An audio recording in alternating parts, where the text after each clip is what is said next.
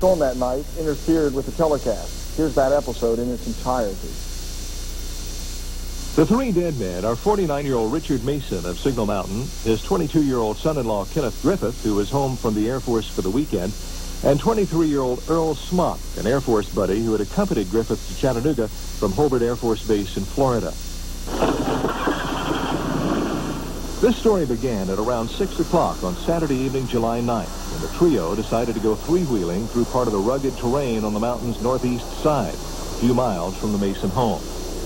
As they left, they traveled east, then cut through a dirt trail, making their way through the woods to Vandergrift Road, which was a couple of miles away. At least two people, a man and a woman, saw the three after they made it to Vandergrift. In fact, the riders waved to the couple as they passed. Just a few hundred yards away, they turned left onto this unnamed dirt road, headed for the logging trails that run along the side of this mountain. And that's where authorities say they were murdered a few minutes later.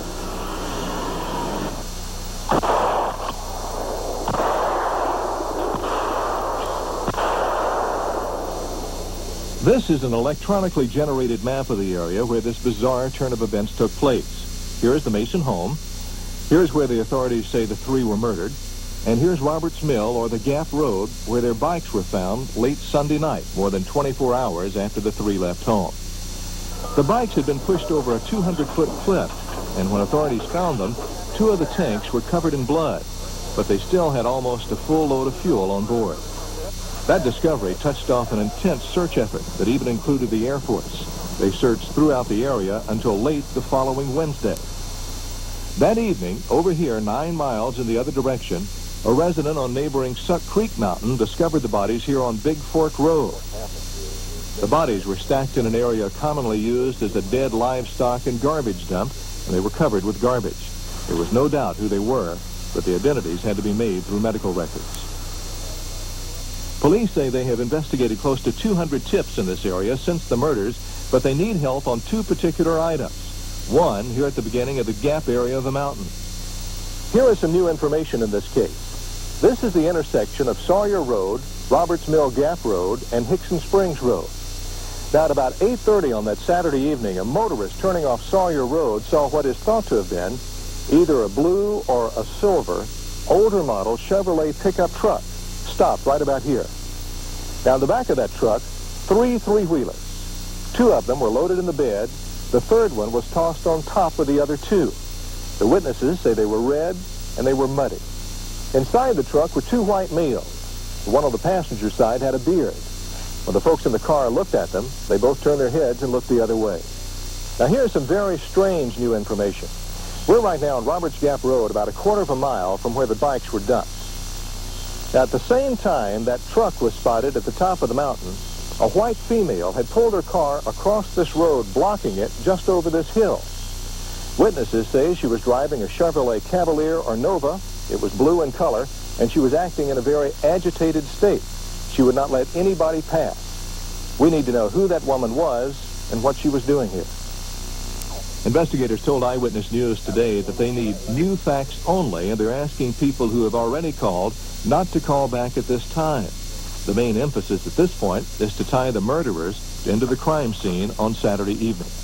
Now, obviously, the people we're looking for took an unknown route out of the woods here, and this is what we need information on. Anything you may have seen or could have heard, either late Saturday afternoon, throughout the evening on Saturday, or early Sunday morning, could be the tip we need to put this case together. And if that happens, you'll get two rewards. You'll get $5,000 from the governor's office, then our regular $1,000 Crime Stopper reward, and we guarantee that no one, not even the police, will ever know your identity. Now, the number to call is 698-3333. That's all you have to do. Crime Stoppers will take care of the rest.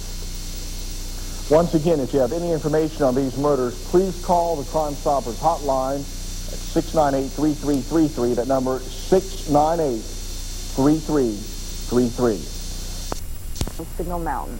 Yesterday marked that gripping memory for the Griffith family. About 25 family members met yesterday at Chester Frost Park to discuss the case with Sheriff John Cupp. In 1988, King Griffith and two of his friends were riding their ATVs on Signal Mountain when they were brutally shot to death. Unfortunately, county investigators say they have no new leads in the case. Ken's brother, Lee Griffith, has vowed to keep his brother's memory alive. He plans to meet with District Attorney Gary Gerbitz this week to discuss the case.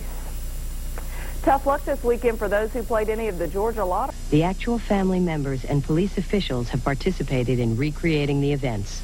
What you are about to see is not a news broadcast.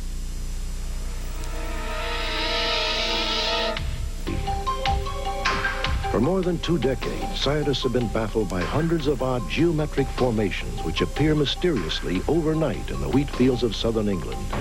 Many more of these bizarre wheat circles have appeared. We will update you on the latest efforts to solve this puzzling mystery. As a result of a lengthy investigation and tips from our lifetime viewers, authorities have arrested Frank Castile and charged him with 3 counts of first-degree murder. Castile had been considered a suspect from the very beginning. Police were aided in their investigation by new fiber evidence and several additional witnesses. Castile is being held in Chattanooga pending his trial. In a moment, the bizarre tale of a church group.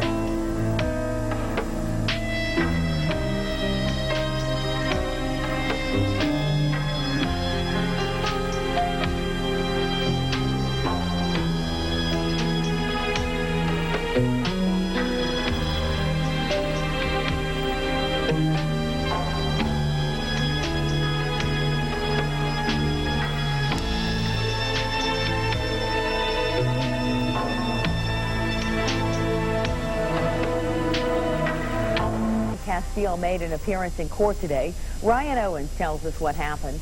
And Paul... Other news, it took police almost 9 years to make an arrest in one of Chattanooga's most notorious murder cases. And the legal battle in the Signal Mountain murder case is moving slowly as well. Accused killer Frank Castile was supposed to be arraigned today. That did not happen. Ryan Owens is live at the Hamilton County Courts building. Ryan, what caused the delay? Well, Cindy, the accused triple killer himself asked for more time to find an attorney and to find out how to pay for one. Now, the judge himself said it will probably be at least 6 months before this trial gets underway. And after 9 years of waiting, apparently Frank Castile is in no hurry. Frank Castile's family members hug each other before the accused triple killer's court appearance. This is the day they've dreaded. But for the victims' families, this is the day they've waited nearly 9 years for. Police say Castile gunned down Earl Smock, Kenneth Griffith, and Richard Mason. The trio were three-wheeling on Signal Mountain back in July of 1988. But after all of this time, there will be more delays. I think somewhere between 2 and 3 weeks would be adequate.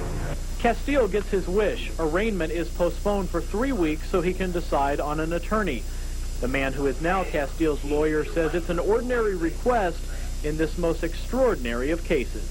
The defendant has to make a decision. The lawyers have to make a decision whether you will enter an appearance and represent someone. And it's not unusual, as I mentioned, for the judge to come up here on the simplest case and ask for an extension of time for the arraignment. So that's not an unusual thing to ask for. Now, Castile will be in court one more time before that arraignment in 3 weeks. That is later this week for a bond hearing when the judge will decide whether Castile will be allowed to go free between now and his trial. We're live at the Hamilton County Courts building. Ryan Owens, Channel 3 Eyewitness News. Cindy? Thank you, Ryan. More delays in the Signal Mountain murder case. Suspect Frank Castile was scheduled for arraignment today. We'll tell you what's bringing his case to a temporary halt. Mountain in 1988 was in court today, and a Bradley County correctional officer is in some trouble of his own. You'll see those stories and more coming up at 6. Russell Martin joins us from the Eyewitness Newsroom with a preview. Russell? David, it took 9 years before police had enough evidence to arrest Fred Castile of the 1988 Signal Mountain murders. Today, Castile made his first appearance in court, and now there's another delay. Ryan Owens tells us when he'll be in court again. And the Bradley County Correctional Officer... The trial could take many months. The man accused of the Signal Mountain triple murders was supposed to be arraigned today, but even that has been delayed. Ryan Owens joins us live from the Hamilton County Courthouse. Ryan, why the delays? Well, David, Frank Castile says he needs more time, and police certainly took their time building the case against him. Now Frank Castile says it's his turn. I think somewhere between 2 and 3 weeks would be adequate. The accused triple killer asked the judge for more time. Frank Castile says he needs 3 weeks to decide on an attorney before he pleads guilty or innocent to the so-called Signal Mountain murders. The defendant has to make a decision. The lawyers have to make a decision whether you will enter an appearance and represent someone. And it's not unusual, as I mentioned, for the judge to come up here on the simplest case and ask for an extension of time for the arraignment. So that's not an unusual thing to ask for. The judge grants the delay. Castile heads back to jail. His next trip to this courtroom will be Thursday. That's when Castile will ask the judge to set bond and to give the accused killer a chance to leave jail until his trial. Well, I would think under the law that he's entitled to bond. But Castile won't be going anywhere if the families of the victims have their way. The families of Earl Smock, Kenneth Griffith, and Richard Mason are shuffled past the media by representatives of the district attorney's office. This day has been a long time coming for these families. It's been nearly 9 years since their loved ones were gunned down while three-wheeling on Signal Mountain. Frank Castile's family was also in court to show support for the man they believe is innocent. Have anything you'd like to say? Yeah, from Mr. Castile? But they refuse to talk about the man that police believe is a triple killer. So a slow start to what is sure to be a long process. The judge says he doesn't even expect this trial to start until 6 months down the road. That is because both sides need to go through that lengthy DNA process, testing of scientific evidence. That is sure to take a very long time. We are live from the Hamilton County Courts building. Ryan Owens, Channel 3 Eyewitness News. David. All right, thanks, Ryan. Funeral services were held this afternoon. Frank Castile early yesterday morning at his job on Dayton Boulevard. Castile is charged with the 1988 murders of Earl Smock, Kenneth Griffith, and Richard Mason. This morning, Castile heard the formal charges against him. He's scheduled to be back in court on Monday for an arraignment hearing. Until that time, he'll remain behind bars without bond. No word yet on who will represent Castile in the case. Here's against him. Castile showed no emotion during his brief appearance. He is charged with killing Ken Griffith, Richard Mason, and Earl Smock. Those three... High-speed chase, a 3-week delay so Castile can make final arrangements about who will defend his case. Castile will be back in court Thursday for a bond hearing. The judge has to consider the charges, but I would have thought it would have been somewhat less than $450,000. That's $450,000 bond for Frank Castile. Castile got what he wanted, but it came at a high cost. Not only did we hear from Frank Castile today, we also found out what prosecutors have in evidence against Castile, which they say ties him to the shotgun murders of 3 men almost 9 years ago. Our Ephraim Graham was there for the testimony. He joins us now live from the courts building in downtown Chattanooga. What did we find out, Ephraim? Well, Cindy, Frank Castile is behind bars right now, but as you said, bond has been set at $450,000. That's $150,000 for each of the 3 counts of murder against him. His attorney certainly wished that the bond could have been a little bit more reasonable, but they say he will be able to make it. Judge Doug Meyer said the bond was set so high because he feels that Castile is a flight risk. I have a large family, and most of them are in this community. Castile was the first to take the stand in today's hearing. He and his attorneys argued a reasonable bond should be set for Castile because he was a man of his word, and his commitment to his family made him less likely to be a flight risk. We are a close family. I'm very fortunate to have a loving family.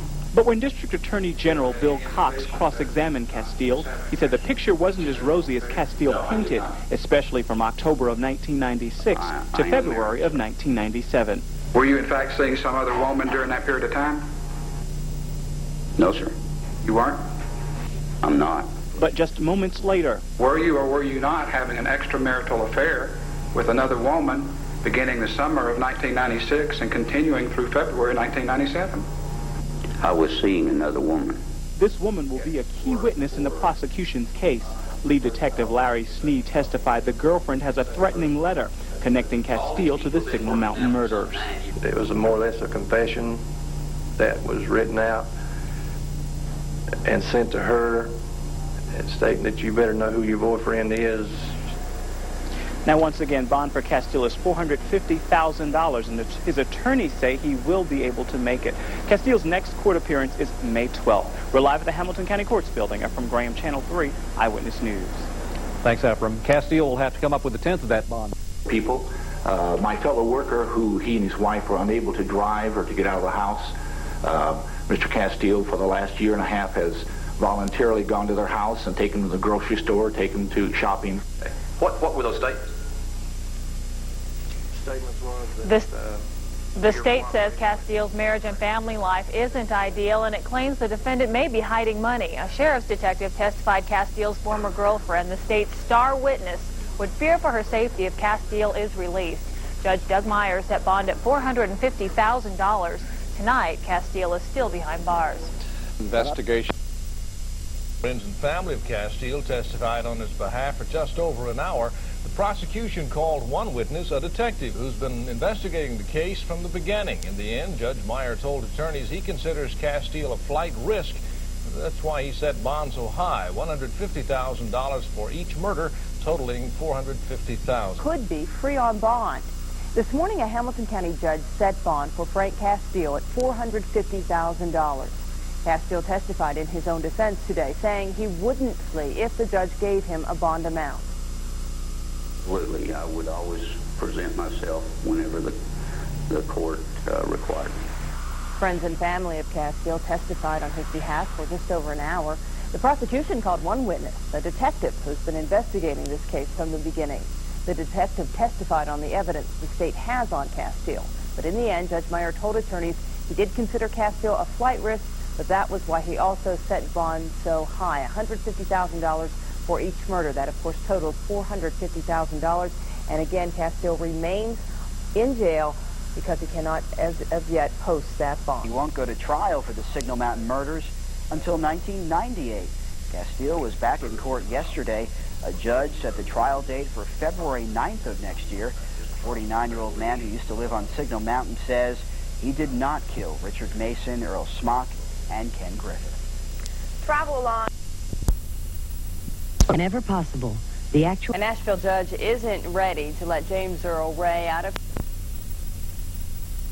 Good evening. We now know how police tied Frank Castile to the triple homicide known as the Signal Mountain murders. Details came out today in a hearing for Castile, and Ryan Owens is here now with more on the testimony. Ryan? Yes, some big wins for the prosecution in court today. The judge ruled they can use the tapes of conversations that were taped by Castile's former girlfriend.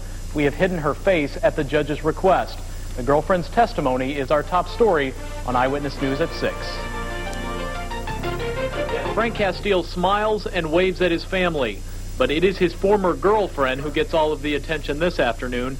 She tells the judge about a series of phone calls she got earlier this year. You don't know who I am, but do you know that your boyfriend is married? And I said no. And then she said, well, he is. He's been married 30 years. Do you know that he killed those men on the mountain? And I said no. And she said, well, he did. And hung up. The girlfriend believes the calls came from Castile's wife, and the harassment didn't stop with phone calls. Then came the letters. It contained newspaper clippings of the murders on the mountain and a sheet of paper saying you should know what type of boyfriend you have or something to that extent. All right. And how did that make you feel? Horrible. Okay. And you would fear yourself at all? Well, I mean, I just broke out in a cold sweat and started shaking all over.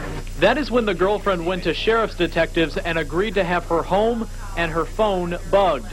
Detectives say those taped conversations implicate Castile in the 1988 murders of Earl Smock, Ken Griffith, and Richard Mason.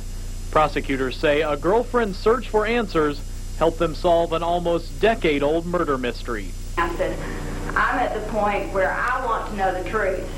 I've been planning on spending the rest of my life with this man, and now I'm starting to hear these things about him. I want to know the truth.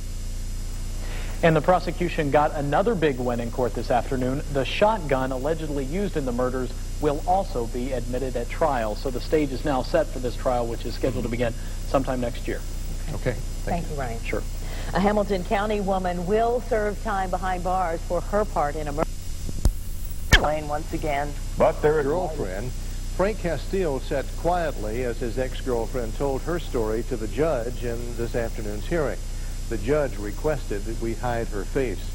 The girlfriend said earlier this year she got a series of harassing phone calls and letters. That's why she went to sheriff's detectives for help. She agreed to have her phone and her home bugged. And detectives say it was her story that helped them build a case against Castile. I'm at the point where I want to know the truth. I've been planning on spending the rest of my life with this man, and now I'm starting to hear these things about him. I want to know the truth. Well, the judge ruled the prosecution can use those taped conversations between the woman and Castile. The judge also ruled that the jury will be allowed to see Castile's gun, the same one prosecutors say was used in the triple murders almost a decade ago. It's another man to the hospital, and within the hour, we're told To see what police say is the murder weapon. It has taken 9 years for investigators to wrap up the case and arrest the suspect, Frank Castile. There are hundreds of pieces of evidence and about 150 witnesses who will testify. The bodies of Earl Smock, Ken Griffith, and Richard Mason were found in Marion County, Tennessee, about 12 miles from the murder scene on Signal Mountain. The men had been riding ATVs on Frank Castile's property. Today, the prosecution argued that Castile was an overprotective property owner with a history of threatening hikers and riders who wandered onto his land. Castile's attorney wanted a judge to throw out Castile's shotgun and other evidence, saying they were improperly seized. But Judge Doug Meyer said no and will allow a jury to see the evidence. The victims' families are glad to finally see the case going to trial. This is just the process that the family's looking forward to, so we can, get on the road to healing from this. And the trial is scheduled to begin on February 9th. 3 of 5 children accused of setting a house fire. Attorneys for Castile wanted prosecutors to return evidence that was seized. Now, the judge said okay to some, but not for Castile's shotgun and ammunition. They will be presented during the trial. And the judge also agreed to allow testimony from people who say Frank Castile threatened them with guns before the murders. There's one more hearing next week to iron out more legal questions. The trial is scheduled to begin February 9th. Prevent testimony from witnesses who say Castile ran them off his Signal Mountain property with a shotgun. Castile is accused of gunning down Kenneth Griffith, Earl Smock, and Richard Mason 9 years ago while they rode ATVs on his property. The trial is set for February 9th, but the defense indicated it may seek to delay the trial. The environmental transportation officials do. And May 7th, the date falls right in the middle of what many expect to be a heated political debate. The murder trial of Frank Castile is expected to last 6 to 8 weeks, and during that time, both District Attorney Bill Cox and former Assistant DA Lee Davis are expected to mount separate campaigns for the DA's post. But if the judge allows it, at the same time the two are campaigning, they'll also be working together as co-counsel for the prosecution. It's a potentially sticky situation that both men say they can handle. That is to present the strongest case possible and obtain a conviction in this case. And everything else is a second to that. Judge Doug Meyer will hear the murder victim's family's request to have Lee Davis appointed as special prosecutor on Friday. Time to turn to the man accused in the Signal Mountain murders will go to trial this spring. Frank Castile was charged last year in the 1988 deaths of Ken Griffith, Richard Mason, and Earl Smock. The trio was gunned down while riding ATVs on Signal Mountain. Castile's murder trial is scheduled now for May 11th. Judge Doug Meyer will decide by the end of this week if he approves District Attorney Bill Cox and former DA Assistant Lee Davis working together on the case. The owner of 2 Rottweilers, which attacked and killed a young boy. Signal Mountain murders will be prosecuted by a team of dueling political candidates. Today, Judge Doug Meyer approved the hiring of Lee Davis as a special prosecutor in the case against Frank Castile. That means Davis and Hamilton County Attorney General Bill Cox will work as a team in the courtroom while campaigning for the same political office outside the courtroom. At the hearing today, Davis testified about combining politics and prosecuting. I hope both of us can put our personal weaknesses aside and prosecute this case with an eye towards justice. If at any point that we can't do that, then we need to either put the case off or do something else. The Signal Mountain murder case is set to go to trial in May. The new DA will be elected in November. And tonight on Eyewitness News at 6, Heather Filkins will take a deeper look into the political game and who may be winning it. Now that the Bicentennial Library is... Triple murder case will go on as planned, and the prosecutor who made the case will take it to a jury. Lee Davis, seen here with the victims' families, was in court today for a hearing to decide whether he'll stay on as special prosecutor. Davis was fired by interim district attorney Bill Cox once he learned that Davis would run in this year's election for his job. Judge Doug Meyer decided that Davis will continue as prosecutor with help from Cox. This morning, another family of a murder victim asked Davis to try their case as special prosecutor, since Davis also prepared that case. I'm going to be meeting with them this afternoon. but I know that's what they would like to do. I'm going to talk to them about that. And I have discouraged them from doing that, but that's something they feel pretty strongly about. Judge Doug Meyer did place a gag order on all involved with the Frank Castile case so that politics would not become an issue in the trial scheduled for May. Governor Zell Miller. From the courtroom action. That's our top story tonight on Eyewitness News at 6. And good evening, everyone. 2 prosecutors will try Frank Castile when he goes to court this May. One works for the district attorney's office, the other one doesn't. Well, today a judge approved Lee Davis as the special prosecutor in the case. He's the former assistant district attorney who's now running against Bill Cox for the DA's office. Our Heather Filkins joins us live from the newsroom with more on this. Heather, does this mean Lee Davis and Bill Cox will be working together even while they're campaigning against each other? Well, that's exactly what it means, Cindy. They say that politics makes for strange bedfellows. In this case, it's the courtroom that's forcing 2 political foes to work together. I've seen him from coat and tie to on a 3-wheeler and muddy clothes. I mean, he's gone to the crime scenes. He's gotten down and gotten dirty with the case, just like the case is. Last week, the families of 2 of the 3 men murdered on Signal Mountain said they needed Lee Davis to find justice for their relatives. Today, Judge Doug Meyer agreed, and Lee Davis was put on the case, but not before he was put on the hot seat. The defense called the former assistant DA to the stand and grilled him about his intentions in the courtroom and on the campaign trail. My decision to run has nothing to do with Frank Castile's case. As you're aware, I've been ready to try Frank Castile since April 15th of last year. We'll try him any day in any court. But the attorneys defending Frank Castile would have none of it. They argued that a prosecutor must keep an open mind, and Mr. Davis's was sealed shut. The interests of Mr. Davis in representing his individual clients may conflict with finding the truth, and we would ask the court to keep that in mind in making its decision in this case. And in a testy exchange between the men who will be prosecuting the case together, Bill Cox hammered questions at Lee Davis about whether it would be possible to leave politics behind.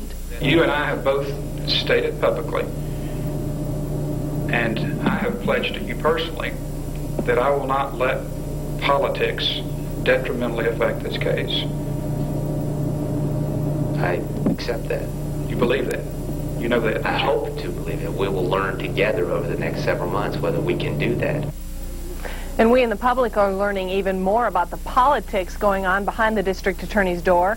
Today, the family of yet another murder victim, Charles Calloway, told Eyewitness News that they too plan to hire Lee Davis as a special prosecutor in their murder case, which may indicate a lack of faith in the ability of the office of the district attorney to handle the job. All right, Heather, thank you. The search beyond all. Taking what seemed like every angle possible, Castile's attorney tried to get Lee Davis to admit there might be a conflict of interest between his run for the DA's office and his plan to serve as a special prosecutor on this case.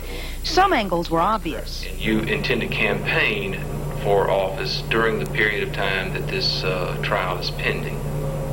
And during the course I will not campaign during the trial. Some angles delved more into the inner workings of the DA's office, and the exchange heated up. Is that a criticism of the DA's office? I'm not yes saying or no?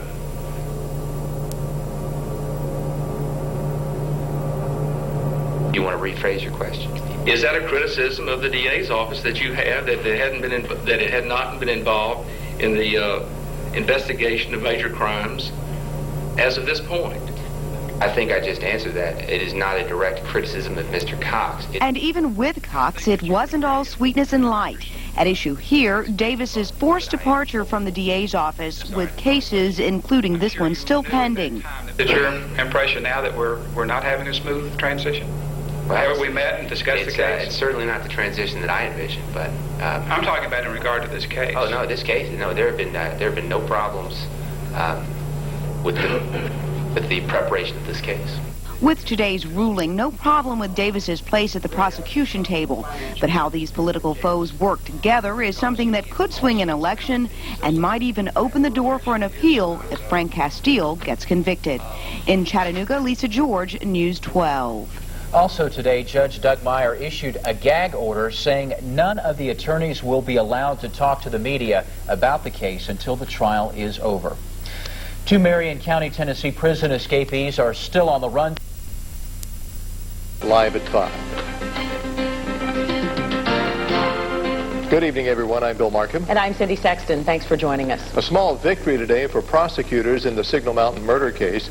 The judge says he will allow testimony from people who claim they have been threatened by Frank Castillo. Elizabeth Emmons was in court today for this critical pretrial motion. She joins us now in the Eyewitness Newsroom with more.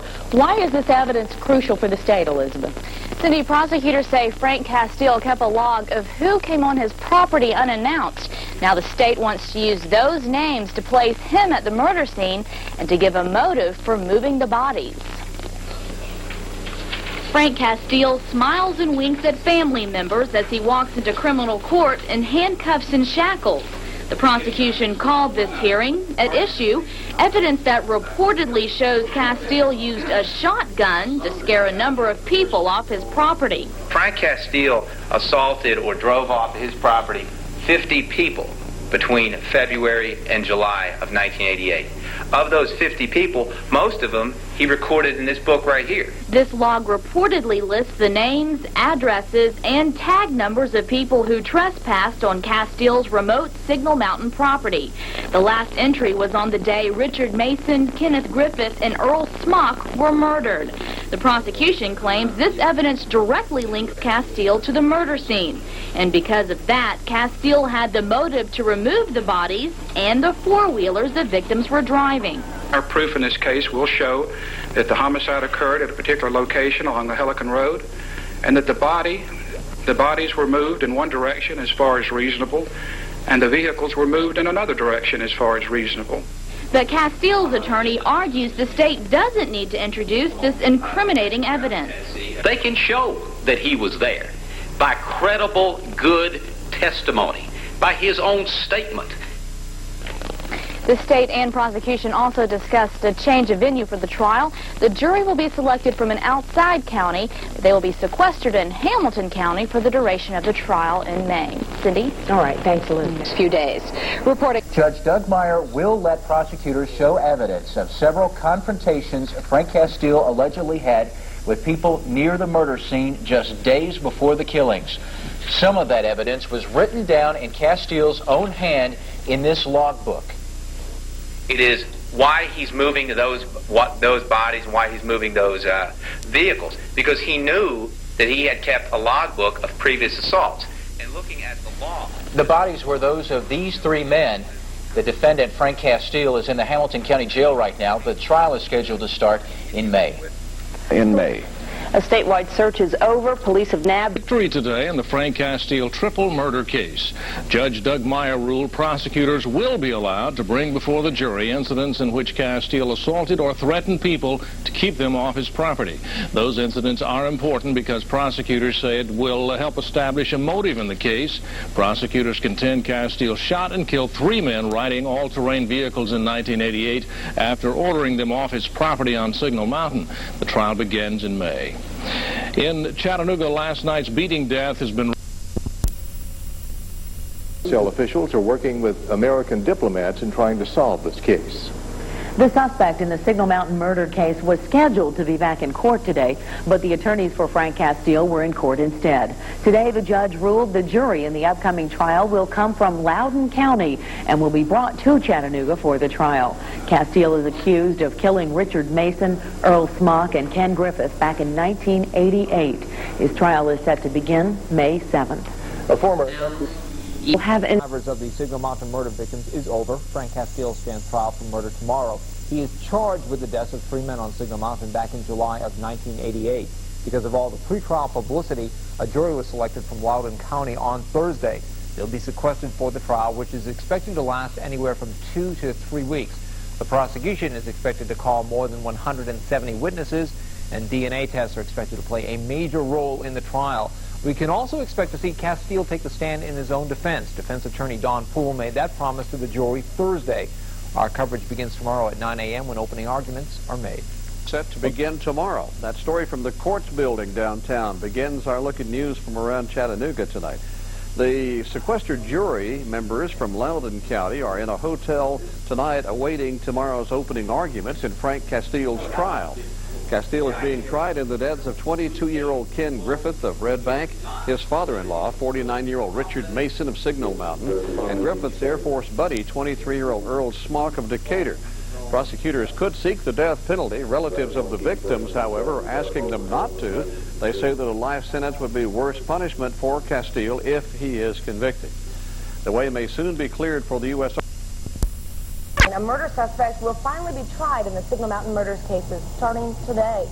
The man prosecutors believe is behind it all, Frank Castile, will begin day one of his trial in Hamilton County this morning. Attorneys selected a jury from Loudoun County last week, and they will be sequestered in Chattanooga for the entire case. The families of Earl Smock, Ken Griffith, and Richard Mason will be watching closely. They are the three men found whose bodies were found at a dump site after an ATV outing. However, even though prosecutors could seek the death penalty, they're asking for a life sentence at the request of the victims' families. In other stories were followed. Why were they brutally gunned down on a sunny July Eve afternoon? Now the victim survivors may finally get an answer as one of Hamilton County's most infamous murder mysteries finally goes to trial next month. And a 9-year quest for justice ends, finally, for Lee Griffith. Lee Griffith hopes to walk down these steps next month with a sense of vindication, of justice. A sense that he has come full circle since those hot July days of 1989 when he combed the Signal Mountain woods in the vain hope that his brother Ken, along with Richard Mason and Earl Smock, would be found alive. But there was no happy ending. All three men would be found on July 13th, miles away from the crime scene, shot to death. But for Lee and his family, a 9-year quest for justice began. For 10 years, it's been like I've been hovering in the same spot. I can't get past it because it's always there, you know, and now that we can get this past and this behind us, then I can go on with my life, you know. A life that since 1989 has concentrated on bringing his brother's alleged killer to justice. I mean, I never was going to give up, but I had to see it through, you know, and it didn't matter how long it took. To others who share his loss of a loved one snatched violently away, Griffith offers this advice on healing. Nobody can tell you, well, it takes you a year. Nobody can tell you it takes you 5 years. It takes you what it takes you, and you heal the best way you can heal, because the love that I had for my brother can't be replaced. And like others who wonder why would someone take the life of a loved one in an act of violence, Griffith realizes even a trial may not answer all his questions. Maybe it's not meant for me to have all the answers, because if it did, maybe it would hurt me too much. But at least when this man stands trial, Griffith's questions will end. Frank Castile is scheduled to stand trial for the 3 murders May 11th. Well, Police have made another attempt to dismiss the charges against Frank Castile in the Signal Mountain murders. This story from the courts building downtown tops news around Chattanooga this night side. Defense lawyer Phil Lawrence says he received a telephone call in January from a Nashville prison inmate who said he had information about the murders. Lawrence says the inmate said another inmate was claiming he and 2 other men were involved in the murders of these 3 people nearly 10 years ago. Hamilton County detectives interviewed the accused inmate last month. He said if I did the murders, I'd tell you. He said I have absolutely nothing to lose. And he stated that I'm in here for 5 life sentences. I've been diagnosed with terminal heart disease. The judge has agreed to talk to that inmate coming up on Friday. Jury selection begins tomorrow in Loudoun County, Tennessee. Home assistant in North Georgia today for In 1988, we'll take you inside the courtroom for the first 88. Police pulled 3 all-terrain vehicles from a bottom of a cliff on Signal Mountain. Today, nearly 10 years after that triple murder, the suspect, Frank Castile, goes to trial. But first up, an ambulance. Well, that's been a decade in the making. Emotional testimony late today from the young woman who has perhaps suffered the most in the aftermath of the Signal Mountain murders. In our top story at 6, Lisa George reports on the testimony of Paula Kirby on this, the first day of Frank Castile's murder trial. Richard Mason, Kenneth Griffith, and Earl Smock were 3 men who left for a 3-hour ride on their all-terrain vehicles and never returned. Respectively, they were the father, husband, and friend of this woman, Paula Kirby. We knew which direction they left, but we didn't know which direction to send anyone to possibly find them after that length of time. So we decided to lay down, and we would lay down for a couple hours and get back up and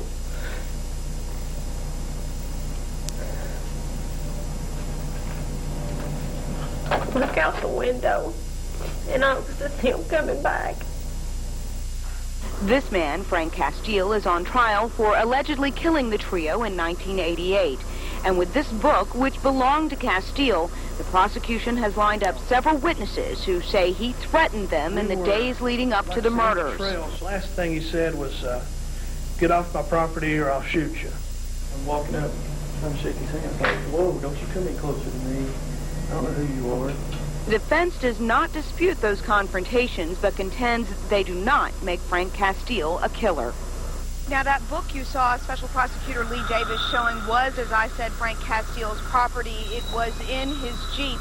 And earlier today in opening arguments, defense attorneys say that he voluntarily gave that book to police, which contained the names, the ages, the descriptions of the vehicles, and sometimes even license number tags of people who approached his property. Defense attorneys say we may never know who actually killed the three men on Signal Mountain and dumped their bodies miles away. The prosecution say, with the help of his wife and his son, the killer was Frank Castile. Testimony resumes here at the courts building at 9 tomorrow morning, and we plan to be here live on... For mystery, prosecutors say they can solve, and it's a memory of a violent murder that's certainly unforgettable. Good evening. The search continues on Signal Mountain tonight for three men who've been missing since Saturday. It was July 1988, almost a full decade ago, when Richard Mason, Kenneth Griffith, and Earl Smock disappeared. After 2 days of searching and finding only evidence of foul play, was there any room for optimism? Bob, I'm afraid not. Not tonight on Signal Mountain, would he? Lee Griffith spent days helping to search for his brother. I just hope it don't drag out. I hope we find out, bad or good, that it's over soon. The bloody ATVs and the victims' bodies were finally found days later. In 1988, Jim Hammond was chief deputy for Sheriff H.Q. Abbott. He expected the case to be solved in, quote, a reasonable amount of time. Reasonable might be 1 day, 3 days, 10 days. 3 weeks is not very reasonable. And I would hope that we will be able to have something for you much, much sooner than that. But 3 weeks stretched into 3 years, and then 6, and then almost 9 years, when Frank Castile was arrested and charged with the infamous Signal Mountain murders. And that brings us to today. Prosecutors wasted no time presenting evidence in the first day of Frank Castile's murder trial. Strangely enough, it all began with a diary Castile apparently was keeping with names of people who had visited his Signal Mountain property. Mike Dunn joins us now live from criminal court with details on that and more. Mike? Well, Deb, that was one of the items that we explored at 5 o'clock, telling about all the evidence that was initially presented in the opening arguments by the the prosecution, and then the defense rebutted those comments there. Then this afternoon, the first of what is expected to be 176 witnesses took the stand. These are all people who were confronted by Castile, and they all said, in the words of one witness, they were scared to death. He coughed again. Like that? Yes, sir. You recognize that sound? Yes, sir. Derek Belk is just one of several witnesses who told similar stories this afternoon of confrontations with Frank Castile as they tried to go to a popular Walden Bridge swimming spot known as the Blue Hole. Show us how Mr. Castile held the weapon on you and about how close he was to you. Not like this. You know, I'm walking up, trying to shake his hand. Like, whoa, don't you come any closer to me. I don't know who you are. Access to the hole was blocked by Frank Castile, and the prosecution this afternoon hammered away at Castile's meticulous detailing in a logbook of confrontations with people who he said were trespassing on property he intended to and eventually purchased. He said, the reason I'm doing this is if I catch you in here again, said that way I will have a record of it because I can't remember faces, but I can somewhat remember names. And he said, this way I can keep track of it. And so he made us sign the book. Jeff Mann and Terry Mills were entries 112 and 113 in the book, the final entries just 4 hours before the murders. But the defense hammered away at the barricades, the barbed wire, and the no trespassing signs put up by Castile, pointing out that these people were trespassing. We weren't supposed to be there, and he kept saying we were in big trouble. I says, well, you know, I'm sorry. We'll just turn around and leave. Now, this was just the first day of testimony. Again, as we said at the beginning of this piece, 176 witnesses are expected to testify. This trial could go, Bob, anywhere from 2 to 3 weeks. Deb? Extracted then, cut into fragments using enzymes. The pieces are then placed in a gel where an electric current forces them to separate into tracks.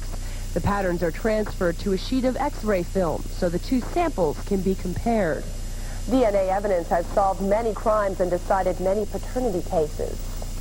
Wheelan Foundries have been seeking closure in the murders of their loved ones. Today, Frank Castile, the man they believe killed their relatives, walked into court accused of murder. Prosecutors and defense attorneys wasted no time laying out their cases. In opening arguments, prosecutors explained why they thought Castile gunned down the 3 men, and the defense explained why he did not. You know why they got him? Because he said he was there. The proof will show. Because he gave you the logbook, he gave it to them. Because he gave him his shotgun, because he gave him the scrambler, because he gave him the pistol, he gave it to him. I solemnly tell you the state will prove that in 1988, Frank Castile committed 3 cowardly murders shortly off a piece of property that he had recently purchased. The trial continues tomorrow. Chattanooga police are investigating one of the biggest... ...to murdering Richard Mason, Earl Smock, and Ken Griffith back in 1988. The 3 were shot to death while riding their 3-wheelers on Signal Mountain. Police arrested Castile just last spring following a 9-year investigation. Elizabeth Emmons was there today when one of the family members talked about a strange encounter he had with Castile not long after the murders. As they began to leave, they all 3 turned their ball caps backwards and waved goodbye as they left. Is that the last time you ever saw your father alive? Yes. Is that the last time you ever saw your husband, Ken, alive? The first day of one of the most talked about trials in Hamilton County ended with emotional testimony.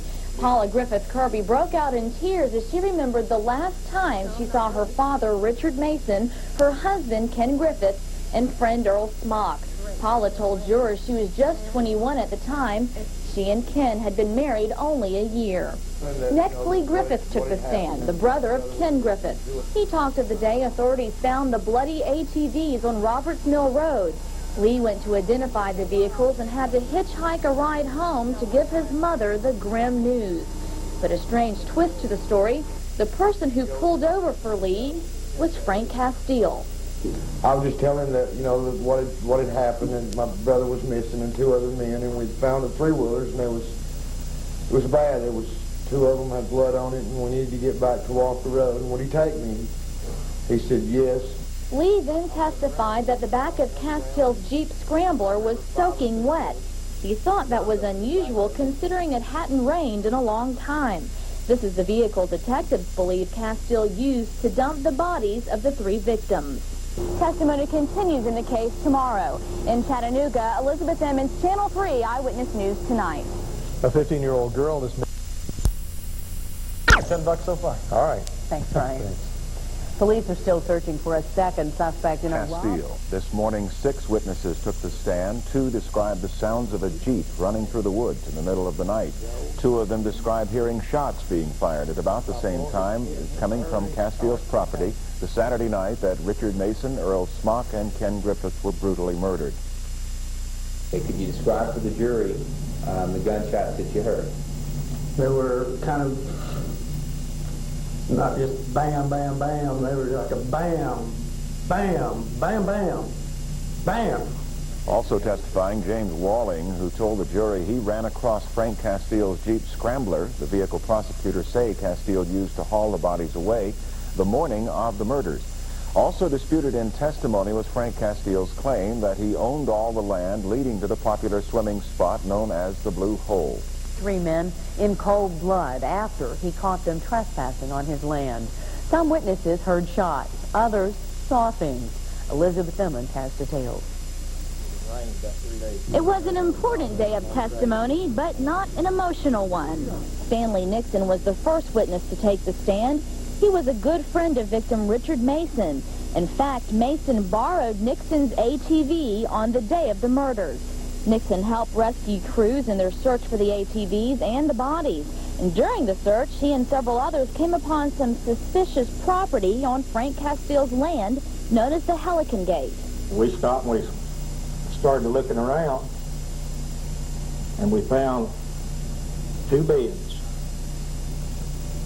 Looked like deer beds, like where a deer had bedded all night. But then one of them had blood in it. Vince Brown claims he heard a series of quick gunshots come from that same area on July 9th, 1988, the day the 3 men were killed, and around the time they were out on their 3-wheelers. We heard gunshots. Okay, could you describe for the jury the gunshots that you heard? They were kind of not just bam, bam, bam. They were like a bam, bam, bam, bam, bam. Some of the most important testimony today came from a mild-mannered Signal Mountain resident. Mildred Hines says she saw a Jeep pass her house around 9 o'clock in the evening on the day of the triple murders. Hines lives close to Roberts Mill Road, where the victims' ATVs were found the next day. Well, a Jeep passed with 3 or 4-wheelers in it. I don't know which. I didn't look. I didn't know anything. Okay. And when unusual. The prosecution wants jurors to believe that Frank Castile was the man behind the wheel of that Jeep, but in cross-examination, the witness told defense attorneys she couldn't be for sure. In Chattanooga, Elizabeth Emmons, Channel 3 Eyewitness News Tonight. And, of course, testimony continues in the case tomorrow. A North Georgia middle school teacher is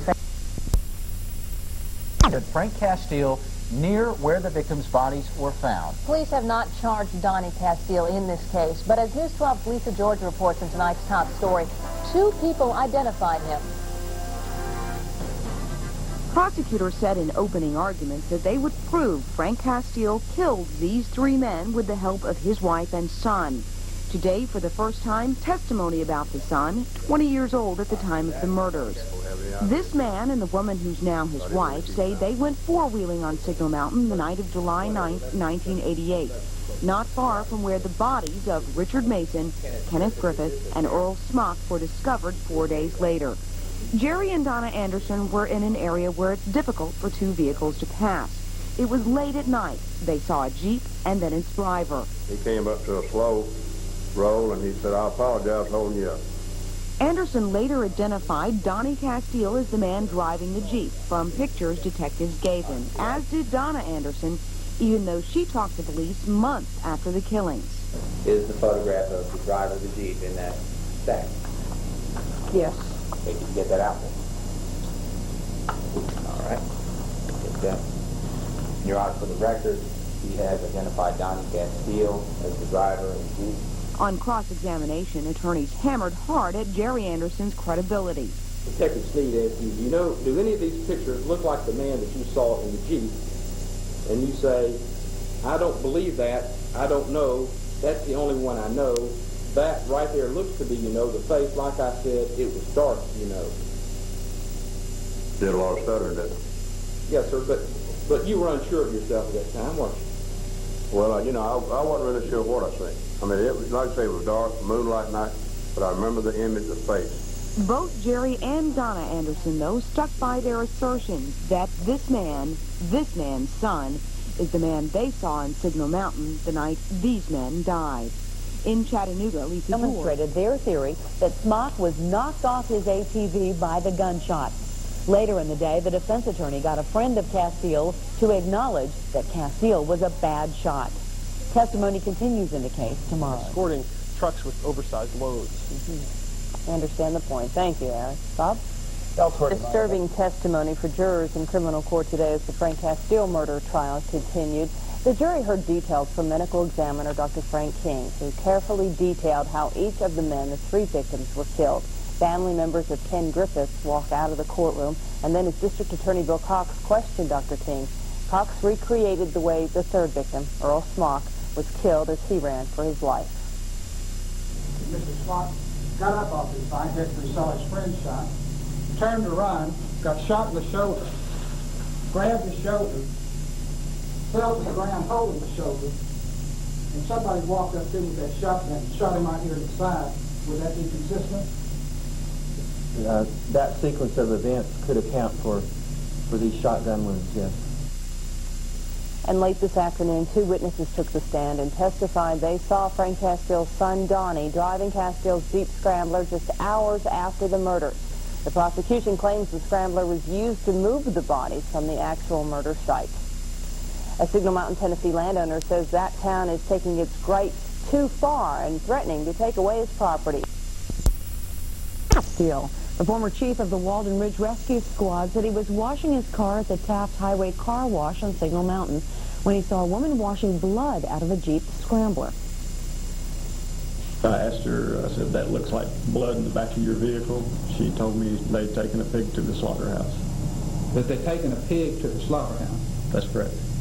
How much blood was in the back of this vehicle? A lot. Lyons also took down her license plate number because he said slaughterhouses aren't open on Sunday, and he said he's not suspicious. The next night at the search command post, Lyons said he saw Frank Castile's Jeep Scrambler and Castile. A 15-year-old Cleveland, Tennessee girl is safe this evening after...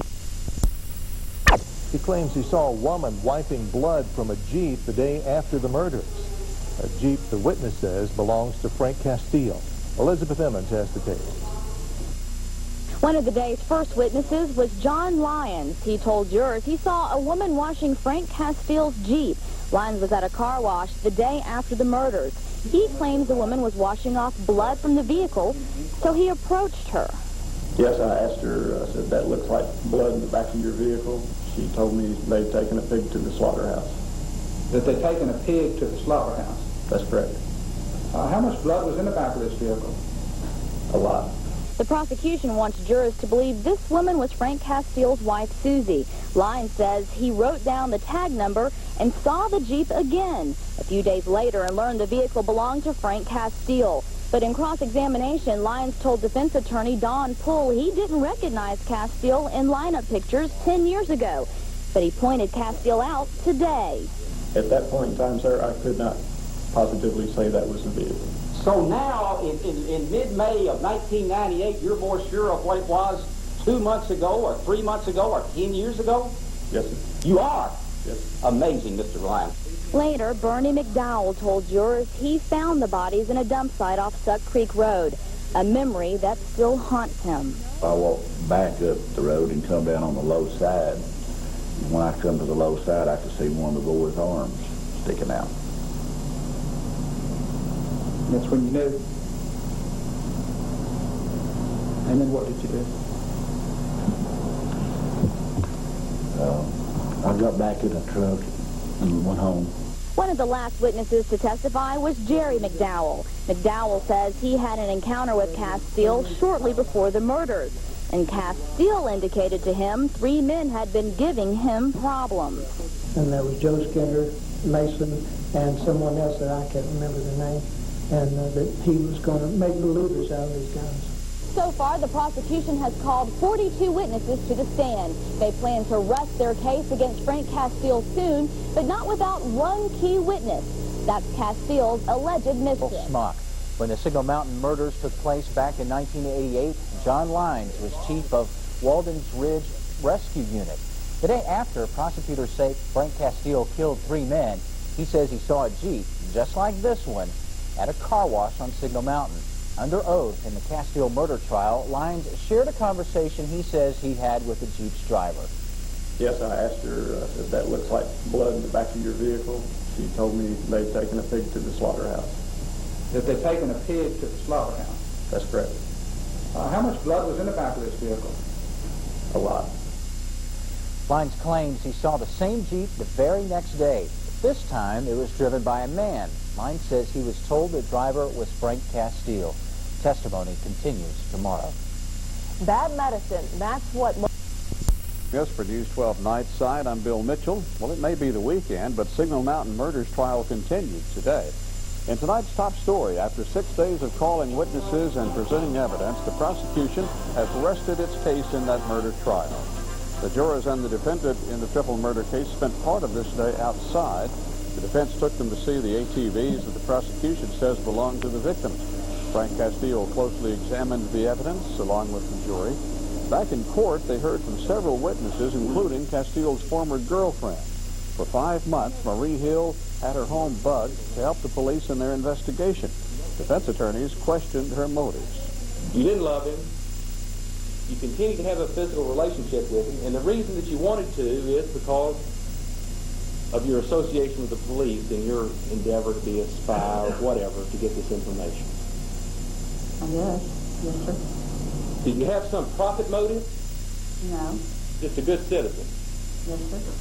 Just doing your I civic wanted to duty? know the truth. Driving in four-wheelers, and I'll shoot one of them bastards if I have to.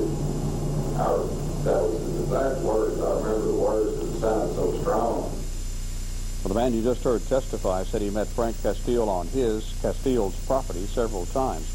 The defense will present its case on Monday. Kenneth Griffith, Richard Mason, and Earl Smock were shot to death on Signal Mountain in July of 1988. You didn't? No, sir. You didn't think this was a lark?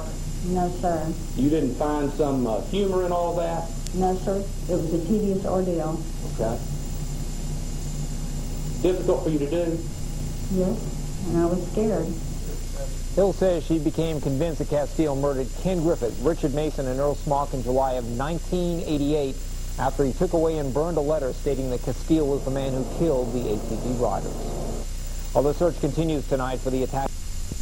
Prosecutors wasted no time presenting evidence in the first day of Frank Castile's murder trial. Strangely enough, it all began with a diary Castile apparently was keeping with names of people who had visited his Signal Mountain property. Mike Dunn joins us now live from criminal court with details on that and more. Mike? Well, Deb, that was one of the items that we explored at 5 o'clock, telling about all the evidence that was initially presented in the opening arguments by the the prosecution, and then the defense rebutted those comments there. Then this afternoon, the first of what is expected to be 176 witnesses took the stand. These are all people who were confronted by Castile, and they all said, in the words of one witness, they were scared to death. He cocked the gun. Like that? Yes, sir. You recognize that sound? Yes, sir. Derek Belk is just one of several witnesses who told similar stories this afternoon of confrontations with Frank Castile as they tried to go to a popular Walden Ridge swimming spot known as the Blue Hole. Show us how Mr. Castile held the weapon on you and about how close he was to you. Not like this. You know, I'm walking up, trying to shake his hand. It's like, whoa, don't you come any closer to me. I don't know who you are. Access to the hole was blocked by Frank Castile, and the prosecution this afternoon hammered away at Castile's meticulous detailing in a logbook of confrontations with people who he said were trespassing on property he intended to and eventually purchased. He said, the reason I'm doing this is if I catch you in here again, he said, that way I will have a record of it because I can't remember faces, but I can somewhat remember names. He said, this way I can keep track of it. And so he made us sign the book. Jeff Mann and Terry Mills were entries 112 and 113 in the book, the final entries just 4 hours before the murders. But the defense hammered away at the barricades, the barbed wire, and the no trespassing signs put up by Castile, pointing out that these people were trespassing. We weren't supposed to be there, and he kept saying we were in big trouble. I says, well, you know, I'm sorry. We'll just turn around and leave. Now, this was just the first day of testimony. Again, as we said at the beginning of this piece, 176 witnesses are expected to testify. This trial could go, Bob, anywhere from 2 to 3 weeks. Deb? Here in the Tennessee Valley. A middle school student is stabbed. And Richard Mason have been seeking closure in connection with the murders of their loved ones. It's a mystery that prosecutors say they can solve.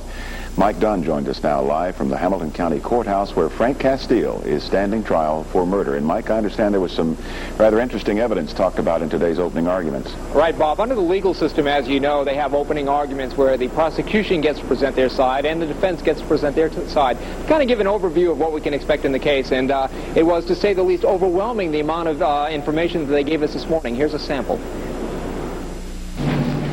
I solemnly tell you the state will prove that in 1988, Frank Castile committed 3 cowardly murders shortly off a piece of property that he had recently purchased. And with that, the murder trial of Frank Castile, accused of killing 3 men atop Signal Mountain 10 years ago, began. Evidence presented by co-prosecutor Lee Davis included a diary that Castile kept of encounters with people he stopped near his property, all the way up to the afternoon of the murders. We'll prove to you that on July 9th, 1988, shortly before the men were killed, that Frank Castile was in a rage on his property with that shotgun, red in the face, angry, and ready to kill. And Davis detailed the meticulous care that was taken to cover up the murder scene near Castile's property. In the crime scene around where the Helican is, there was not a spot of blood to be seen on the ground. Later, cadaver dogs were brought in and there is a pool of blood in that gate that had been carefully covered up with dirt so that not even the experienced eyes of this detective could see them. Then defense attorney Don Pools told the jury his client is not guilty of the charges, that he was on an anniversary camping trip with his wife, and they never could have heard the murders because of where they were. He also pointed out that Castile voluntarily gave the sheriff's department the notebook, the shotgun, and the Jeep the prosecution claims was used to move the bodies. You know why they got him? Because he said he was there. The proof will show. Because he gave you the logbook, he gave it to them. Because he gave him his shotgun, because he gave him the scrambler, because he gave him the pistol, he gave it to him. Now, this afternoon, the first of the expected 176 witnesses took the stand. We will tell you at 6 o'clock exactly what they've described today in court and of the sound they said that scared them to death. Back to you, Bob. Mike, as painful as these memories are for those families of those three men, were they in the courtroom today? Yes, we did see family members in the courtroom, except for Earl Smock. His family is not there. All right, thanks, Mike. Okay, sir. This is murdering Richard Mason, Earl Smock, and Ken Griffith back in 1988. The three men were shot to death while riding their three-wheelers on Signal Mountain. Police arrested Castile just last spring following a 9-year investigation. Our Elizabeth Emmons was there for today's opening arguments, and she joins us now from the courts building with more details on this. Elizabeth? Bill, you can tell this is a landmark case by the standing room only atmosphere in the courtroom. Testimony began today with two people who claimed they were threatened by Frank Castile right before the murders took place. The first day of testimony in the Signal Mountain murder trial took place in front of a packed courtroom. Terry Mills and Jeff Mann told jurors they were threatened by Frank Castile just a few hours before the murders took place. Mills claims he and Mann were headed towards the Blue Hole, a popular place for swimming, when they were greeted by Frank Castile. He said, "I mean for people to stay out of here." So I walked up to him. I said, "Look, my name's Terry Mills," and he raised his shotgun up and said, "Look, buddy, don't you come any closer to me." He said, "I don't know who you are," and I was like, whoa. But the defense pointed out both Mills and Mann knowingly ignored the no trespassing signs Castile posted. Mann explains why. Because we wanted to find out why we couldn't go swimming anymore. We didn't know, so that was one of the reasons why we decided to continue. Both Mann and Mills testified Castile made them sign a log so he could keep up with who set foot on his property unannounced. He said that the reason for us writing their names in there is, he'd know that we'd come down there, and he'd, look in the book and see what kind of vehicle we were driving, who we were, and if we'd come in there the second time, then that was a means for him to do something else, to be stricter, or, whatever. Testimony just wrapped up for the day. It ended with Lee Griffith on the stand. He is the brother of Kenneth Griffith, one of the victims. Lee Griffith talks about his help with searching for the bodies with authorities, and he also talks about a strange encounter with Frank Castile. We'll have that testimony coming up on Eyewitness News tonight at 11. We're live from the Hamilton County Courts Building. Elizabeth Emmons, Channel 3 Eyewitness News. Thank you. He recommended what kind of gun to buy. He also told Frank Castile what kind of ammunition he would use with that gun. The coroner says that Richard Mason and Earl Smock both died from shotgun wounds. The evidence regarding Kenneth Griffith was inconclusive because his fatal wound was to the head, and the bullet or projectile exited his skull and was never found. Medical examiner Frank King says the ammunition that killed Mason and Smock was buckshot. He asked me then what I would use, and I told him that if it were me that I would carry a shotgun. It's more, it's easier to defend yourself with a shotgun. Your advice on how to load that shotgun?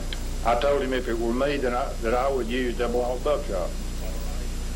That Charles Abernathy, one of Frank Castile's friends. Now, under cross-examination today, defense attorneys asked Abernathy if he'd ever actually gone shooting with Castile, and Abernathy said he could only recall one time they'd gone skeet shooting, and that actually Castile was not a very good shot.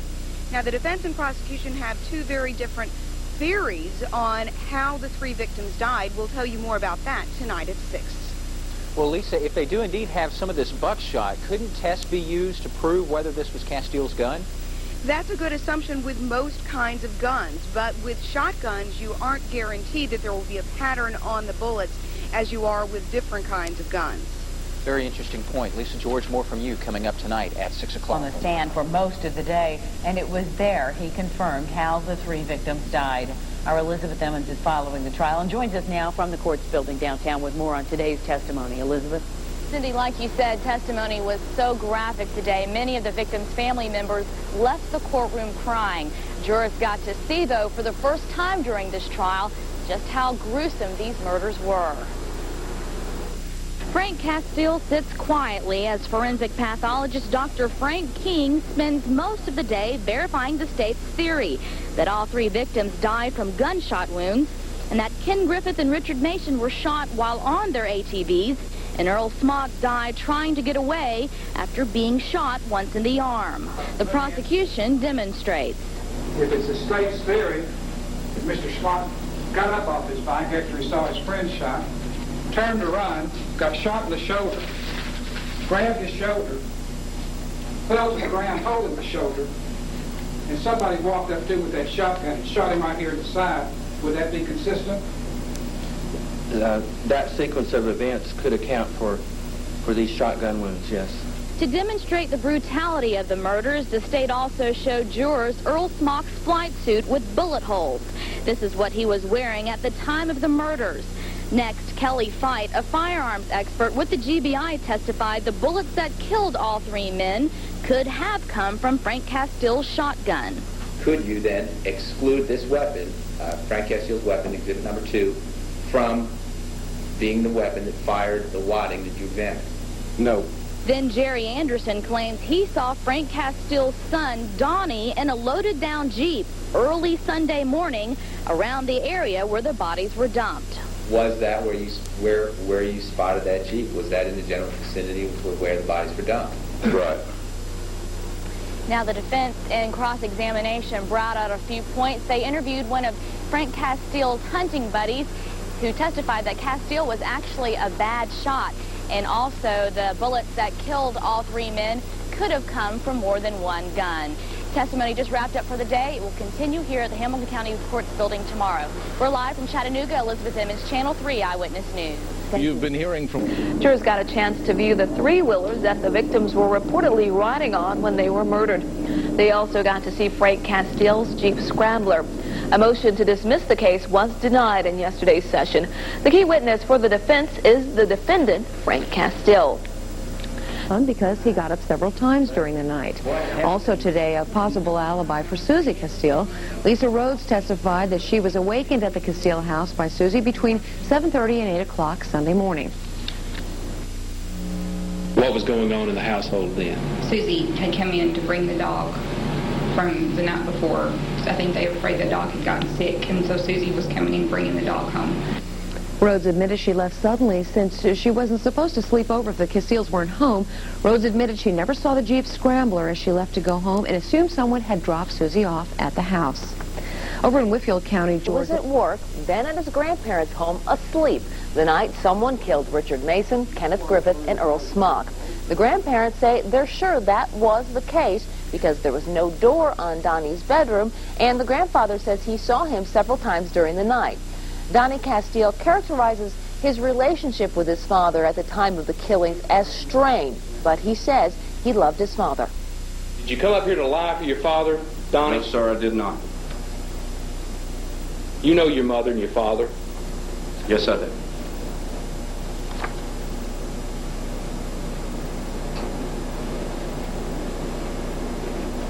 They're not capable of anything like this. Now, the case continues to hold one mystery. What happened to the DNA evidence? Last spring, when investigators finally arrested Castile, Sheriff John Cupp credited new technology, including DNA tests, for cracking the case. But this weekend, when the prosecution rested, they did not mention any DNA test. More defense testimony tomorrow. Lawyers say Castile himself will take the stand.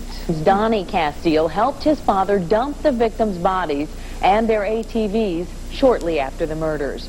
But Donnie says he was working the late shift that night. His grandparents backed up his story. Donnie tried to tell jurors his father is innocent, but District Attorney Bill Cox cut him off. I believe in my heart that my father is an innocent. I don't want his opinion. I want to know facts. Testimony continues in the case tomorrow. Frank Castile himself may take the stand. Years now, Frank Castile took the stand in his own defense today, Calvin.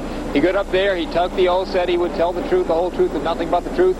Then he immediately turned around, looked right at the jury, and he said, I did not kill these men. I am not responsible for these murders.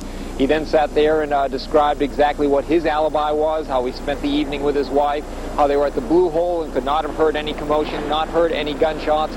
They did not come back to the campsite where the murders occurred until probably 10 o'clock or so that night, well after dark. And then he described the harassment, that's his word, since that time, how he has been harassed at work, how he felt the police were persecuting, how they physically took blood samples from him. It has been a very, very interesting morning. He comes across as a very sympathetic witness, a man who's very humanized for his testifying today. And it started, golly, about 9:05. It's still going on right now. I'm sure you got a couple of questions, so why don't you just throw them at me and I'll try and answer them best I can. Calvin, you with me? Yeah, Mike, there we are. Basically, what does he seem remorseful or anything? No remorse. He doesn't have anything to be remorseful for if he didn't commit the murders, and that's what he's saying. He said that he is not responsible for it, and there's been a couple of contradictions, though, in his testimony, both for and against. For example, he says he never, ever knew Richard Mason, but there was a witness a couple of days ago who said that he'd actually threatened Richard Mason as one of the ATVers that were despoiling his land. Another thing that we thought was particularly interesting was, you might remember the bombshell testimony that I told you about on Thursday. John Lyons testifying about how a woman was cleaning blood out of the scrambler, and then the next day he saw his Jeep Scrambler up there at the command site where everyone was looking for the missing men. Well, he says that he never took it up there. In fact, he says he drove up with a friend, then he spoke with police, and police actually drove him back to his friend's house where the Jeep Scrambler was. Of course, you can be sure when the defense gets a shot at him, they're going to ask him if he was up there twice. There was another witness that also said that he had seen the Jeep Scrambler up there, a gentleman named Vince Brown. So that's a huge contradiction, and you can be sure they're going to be hammering away at that this afternoon when the defense gets their stand.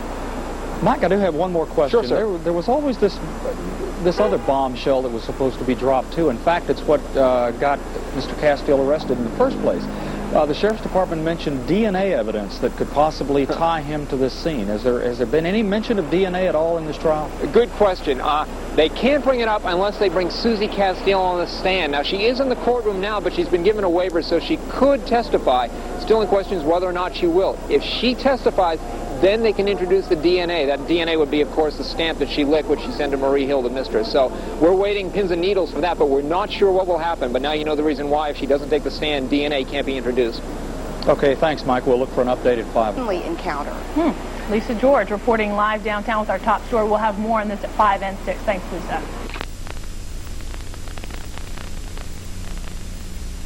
He says the people who testified that he threatened them near his property in the days leading up to the Signal Mountain murders just got their stories wrong. Do you remember saying these words to him? People driving these GD three-wheelers, I'll shoot one of them if I have to. No, sir, I did not say that. Okay, so Steve's lying. I did not say that, sir. All right. So if he said you said that, he's lying. Yes, sir. He's answered the question. That kind of exchange we heard over and over again about several prosecution witnesses, 14 to be exact. Susie Castile is on the stand right now, and that is a surprise. When Frank Castile took the stand this morning, everyone in the courtroom assumed that that meant the defense was going to bypass Susie. Now, she is, as his wife, his only alibi witness, but she also sent letters, which she has now admitted on the stand to Castile's mistress in 1996, 8 years after the murders, implicating him in the killings. That testimony is going on right now. We will have more on that tonight at 6. Lisa, how did Castile appear emotionally while he was on the stand? He seemed very composed from that clip we just saw. This morning, he was very composed. He was very calm, and he made a great deal of effort to make eye contact with the jury. When they took a break at midday, though, when he walked off the witness stand and back towards his cell, you could tell that he was sweating profusely, and it was not particularly warm in the courtroom today. More from you coming up tonight on News 12 at 6. Lisa George live on the Castile trial at 9 o'clock that afternoon to 10 o'clock that night. He and Susie, his wife, were at the Blue Hole, a swimming area several miles away. We had, I guess, just lingered there and not really paying any attention to the time. It was obvious that it was getting dark. Castile claims he never even heard gunshots that Saturday evening. Although 3 people testified earlier in the trial, Castile's Jeep Scrambler was clean 2 days later on Monday. He says that's not true. Did you ever wash your Jeep?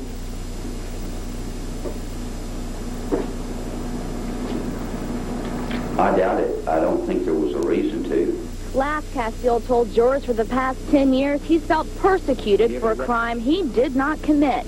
Did you continue to work? I did. Did you try to live as normal a life as you could under the circumstances? I did. I tried to not let it interfere with my life more than it was. Castile also told jurors he injured his back 20 years ago, and since then he's had a difficult time lifting heavy objects. Now, coming up tonight on Eyewitness News at 6, the prosecution tries to rattle Castile, and his wife Susie takes the stand in his defense. We're live from the Hamilton County Courts building. Elizabeth Emmons, Channel 3 Eyewitness News. Okay, thank you, Elizabeth. The woman who provides the only alibi for Frank Castile in the Signal Mountain murders takes the stand. In the Signal Mountain murders trial. Surprise testimony late today. When Frank Castile took the stand this morning, many assumed his attorneys were not going to risk putting Frank's wife on the stand. Well, they were wrong. As Lisa George reports in 12's top story at 6, Susie Castile's testimony is that she herself is a liar. It was Susie Castile who inadvertently helped police arrest Frank Castile last year for the 1988 murders of Richard Mason, Kenneth Griffith, and Earl Smock. When her husband began an affair in 1996 with this woman, Marie Hill, Susie Castile sent her anonymous letters telling her that her boyfriend killed the men on Signal Mountain. But now Susie Castile says the letters were a lie. I wanted her to be scared of him, and like I said, I just wanted the relationship. I mean, our relationship was over. I just wanted him. I didn't think he deserved to be happy because I wasn't going to be happy. Those letters eventually led Hill to begin working with investigators, and they taped an argument between the Castiles at her home. In that tape, Susie Castile refers to the events of July 9th, 1988 several times, but never actually accuses Frank of the killings. On the witness stand, Susie Castile says again her words are the work of a jealous wife. You told Frank Castile, your husband, that you're going to tell Marie Hill that he's the person that killed the man on Signal Mountain. Is that basically what you said? Yes, I did. And is that basically what you were writing in the letters to Marie Hill? Is Frank Castile the one that killed the 3 men on Signal Mountain? No, he is not. That was the only weapon that I knew I could use him with because he was a suspect. Susie Castile also testified today to nearly a decade of humiliation and what she calls police harassment because of this case. She says she doesn't love her husband anymore, but that he is not a killer. Tomorrow morning, one more defense witness likely to be procedural, small housekeeping matters, and then closing arguments. From the courts building, I'm Lisa George. Back to you. Lisa, now that we've heard from all the witnesses, what about that DNA evidence that Sheriff Cupp says cracked this case? That DNA was Susie Castile's on one of the stamps on one of the anonymous letters she sent to Marie Hill. But since she admitted on the stand today that she sent those letters, there was no need to introduce the DNA evidence. All right, Lisa George reporting live from the courts building. Thank you. Ever since the murders 9 years ago, and he was quick to answer that main question. I had nothing to do with the killings of these men. I didn't kill these men. Castile also says witnesses who claim he threatened them with a gun are lying. He says he never pointed a gun at anyone on his Signal Mountain property. I'm mad because you shot over his head. No, sir, I never shot over anyone's head. Am I calling the man a liar? Mm-hmm. Yes, sir. If I'm saying it's not true, so I guess in that respect I'm calling him a liar. Is there any time up there on the mountain that you ever made any kind of threat toward anyone? No. The state also referred to a taped conversation between Castile, his wife Susie, and his mistress Marie Hill, recorded back in 1996. Susie, your wife, says to you, "No, Frankie, you'll be able to lie your way out of it. You always do. You always seem able to get by with just anything you want to." Is that true? No, sir, it's not. But later, Susie Castile testified she said bad things about her husband to make Marie Hill stop seeing him. I wanted her to have the worst opinion of him. I wanted him to think he was a bad father. I wanted her to think he was a bad husband. And I wanted her to think he killed the people on the mountain. I didn't care. Closing arguments are expected to take place tomorrow, and the case could be handed down to the jury. We're live from the Hamilton County Courts Building. Elizabeth Emmons, Channel 3 Eyewitness News. Okay, thank you, Elizabeth. In Dade County, Georgia. To stand today in the Signal Mountain murders trial. Frank Castile faced the jury and denied he did it. Castile testified he and his wife Susie spent the night in question at the popular Blue Hole swimming spot until after dark and never heard anything. Then the prosecution got its chance to question Castile. Do you remember saying these words to him? People driving these GD three-wheelers, I'll shoot one of them if I have to. No, sir, I did not say that. Okay, so Steve's lying. I did not say that, sir. All right. So if he said you said that, he's lying. Yes. No, he's answered the question. No, he didn't answer, did he? Castile's wife Susie took the stand this afternoon. She admitted Frank could be violent. They had slapped her and thrown their oldest son out of their house. It appears an argument. His wife, meanwhile, said on the stand today that she's a liar, too. You said he raised his hands, turned around like this to show you he was unarmed? I remember him saying that. All right. Did that happen? No. Okay, so he was lying. About that, yes. You told Frank Castile, your husband, that you're going to tell Marie Hill that he's the person that killed the man on Signal Mountain. Is that basically what you said? Yes, I did. And is that basically what you were writing in the letters to Marie Hill? Is Frank Castile the one that killed the 3 men on Signal Mountain? No, he is not. That was the only weapon that I knew I could use him with because he was a suspect.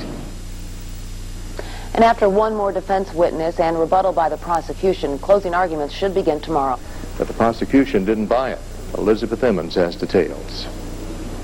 It's the day everyone's been waiting for. In front of a packed courtroom, Frank Castile speaks out for the first time. While his attorneys question him, Castile appeared calm. But District Attorney Bill Cox tried to rattle Castile while he was on the stand. Throughout the trial, the state has called in over a dozen witnesses to testify that Castile threatened them at gunpoint. Castile denied all of those allegations. Do you recollect you saying to them that you're playing a dangerous game? Someone's going to get hurt? Well, I'll kill if I have to? No, sir, I wouldn't say that. Do you remember saying these words to him? People driving these GD three-wheelers, I'll shoot one of them if I have to. No, sir, I did not say that. When was it? April what? Well, one of them you may not have met because you shot over his head. No, sir, I never shot over anyone's head. Am I calling the man a liar? Mm-hmm. Yes, sir. If I'm saying it's not true, so I guess in that respect I'm calling him a liar. Is there any time up there on the mountain that you ever made any kind of threat toward anyone? No. The state also referred to a taped conversation between Castile, his wife Susie, and his mistress Marie Hill, recorded back in 1996. Susie, your wife says to you, "No, Frankie, you'll be able to lie your way out of it. You always do. You always seem able to get by with just anything you want to." Is that true? No, sir, it's not. But later, Susie Castile testified she said bad things about her husband to make Marie Hill stop seeing him. I wanted her to have the worst opinion of him. I wanted him to think he was a bad father. I wanted her to think he was a bad husband. And I wanted her to think he killed the people on the mountain. I didn't care. The trial is expected to wrap up soon, and the jury could return with a verdict as early as Wednesday. In Chattanooga, Elizabeth Emmons, Channel 3 Eyewitness News Tonight. 12 at noon, I'm Michelle Johnston. And I'm Chris Willis. Thanks for being with us. Our top story, an end is near in the Signal Mountain murders case. After 8 days of testimony and evidence, the jury will likely get the case today. In our top story at noon, Lisa George has the latest from the courtroom on this morning's closing argument. Lisa? The burden of proof is on the prosecution, so it gets the first and the final word in closing arguments, which began earlier this morning. Now is the prosecution's last chance to make the jury believe that Frank Castile killed these 3 men, Richard Mason, Kenneth Griffith, and Earl Smock, on Signal Mountain back in 1988. When Castile testified yesterday in his own defense, he called 14 different prosecution witnesses liars. You've got to ask yourself, who has a bias in the case? Who has a reason to lie? Because somebody is lying. Special Prosecutor Lee Davis wrapped up his closing arguments less than 10 minutes ago. They ran 46 minutes all told, and in the final words to the jury at this point, he said, The question is not why Frank Castile killed these men, but why something like this didn't happen sooner, referring back to all the confrontations Castile had with people near his property in the days and weeks leading up to the killings on July 9th, 1988. After lunch, the defense takes up its portion of the closing arguments, expected to take about half an hour, and then Judge Doug Meyer will charge the jury. We'll have the latest at 5 and 6. I'm Lisa George, live from the courts building. Lisa, even with closing arguments coming to an end today, will the jury actually begin deliberating today? We believe that they will, because this jury is from out of town, and if closing arguments and charging the jury takes into mid-afternoon, that the jury will begin deliberating. They're from Loudoun County. They would like to get home. I'm sure they would like to get to the task at hand. Lisa George from the courts building downtown, live with our top story.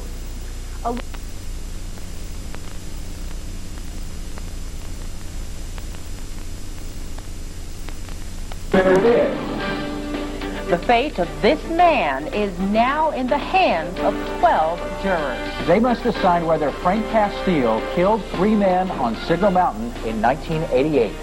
Good afternoon. Welcome to News 12 at 5. I'm Glenn Halbrooks. And I'm Candace Lee. News 12's top story, Frank Castile's fate is in the hand of a jury.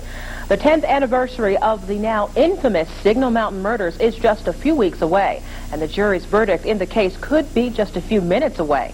News 12's Lisa George has covered Frank Castile's murder trial from day one.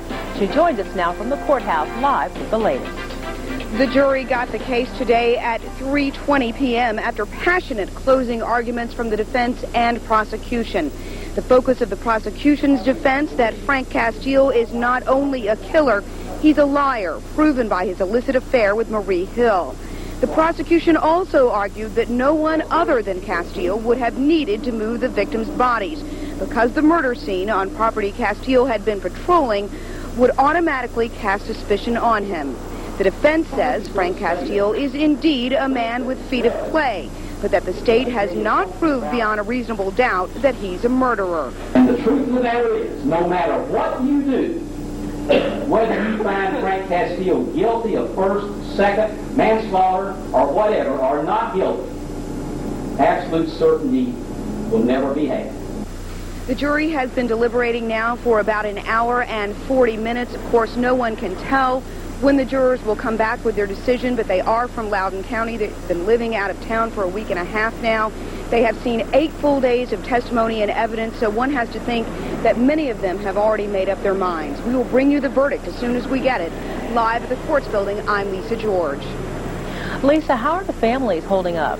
It has been a very tough afternoon. Some of the family members, both the Castile family members and family members of Richard Mason and Kenneth Griffith, have left the courts building. Others are still here. There has been a lot of pacing up and down the halls of the courthouse, also a lot of hand-wringing. Everyone here is very nervous waiting for this verdict. All right, Lisa George reporting live from the courts building. In fact, at that time, apply to any possible conviction. If the jury finds Frank Castile guilty on 3 counts of first-degree murder, he will automatically be sentenced to 3 life terms served at the same time. But the state could then request a hearing and ask the judge to make those terms run back-to-back. A sentencing hearing will also be necessary if the jury convicts Castile on any lesser charges. And Elizabeth, are the jurors back in the courtroom now? They're starting to come back in, Cindy, after deliberating for under 2 hours. This is a pretty quick verdict. We're going to go live from inside the courtroom where we're going to hear the verdict live. Let's take a listen.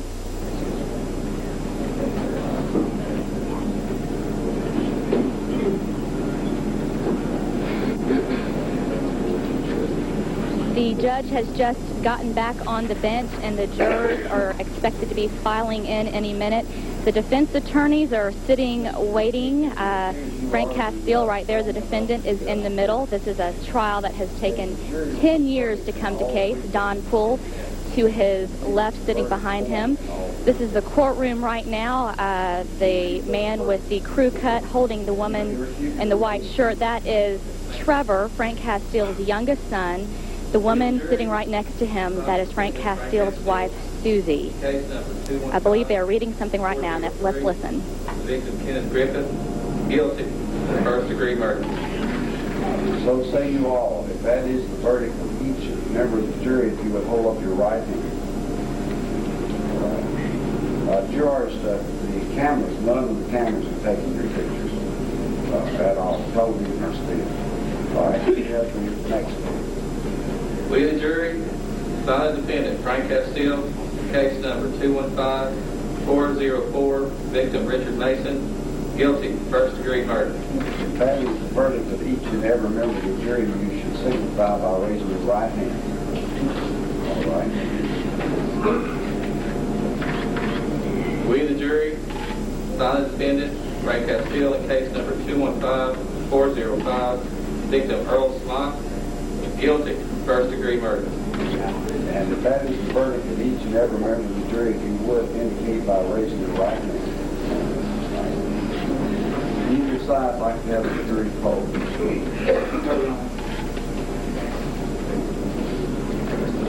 All right.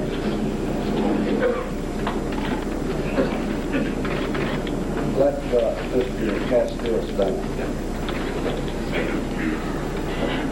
Frank Castile, the verdict of the jury in case 215-403, in which Kenneth Griffin was the defendant, their verdict being guilty of first-degree murder, that is the judgment of the court. The court sentences you to life imprisonment. In case 215-404, in which the jury found you guilty of first-degree murder, the victim being Richard Mason, that is the judgment of the court sentences you to life imprisonment. And in case 215-405, where the jury found you guilty of first-degree murder, the victim being Earl Smock, that is the judgment of the court sentences you to life imprisonment. Of course, you now have 30 days to file a motion for these trials. Now, is there other sentencing hearing other than what we've just done? No, because the only sentence is life. So there's no need for any other sentence. All right. All right, Mr. Castile, have a sentence. Jurors, on behalf of all the people of Hamilton County, we do want to thank you for your service. Having come down here from Loudon County, we do appreciate your being here. Of course, the officers will take you back to your rooms and you have to go to dinner first, if that's what you wish, and then they will take you on home. But we will accommodate anything that you might like. And they did have some things that they will give you. And if any of you wanted anything, if you will just tell the officers, we will try to provide it for you. But again, on behalf of everyone, I do thank you. Okay. You can step back into the jury room.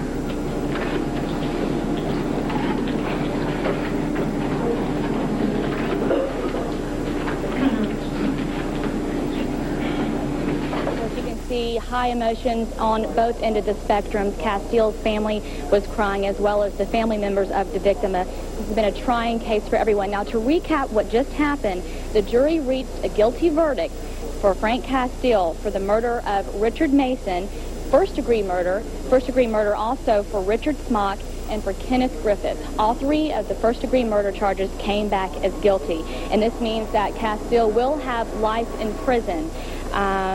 This is something that has been coming to trial for 10 years, a day that both sides have been waiting for. We're going to get interviews from both sides, the defendants, the attorneys, and the family members. We'll try and get that back to you as soon as possible. Bill, okay. Cindy? Okay, thank you, Elizabeth. We'll be back as soon as we can with you. And in case you're just joining us, Frank Castile guilty. He's been sentenced to life in prison. Very quick decision on the part of the jury.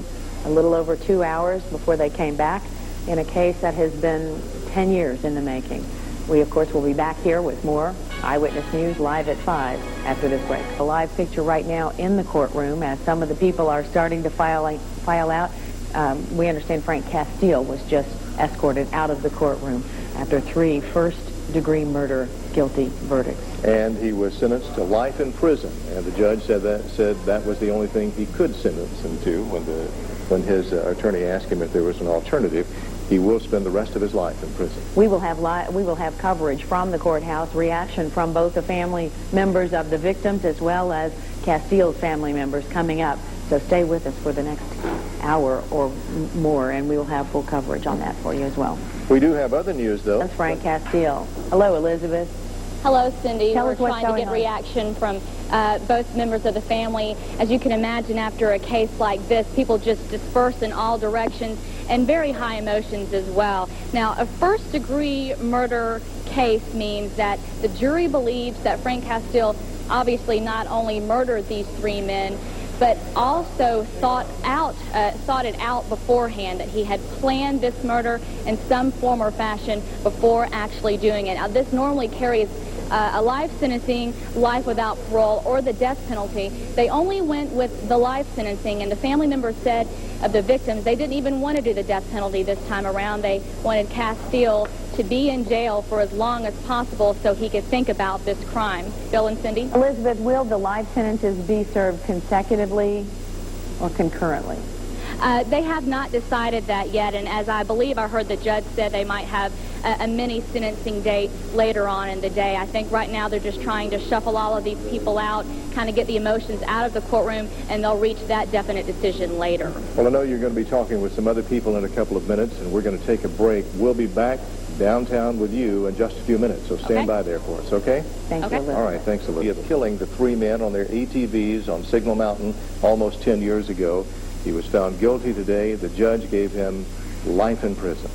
And we will have more details and reaction from the courthouse, the family members as well, coming up in the next hour. That's all we have for this edition of Live at 5. But stay tuned. Channel 3 will have more coverage on the Frank Castile trial, the verdict, etc., coming up in just a moment on Live at 5:30. Building with the latest on reaction. Elizabeth?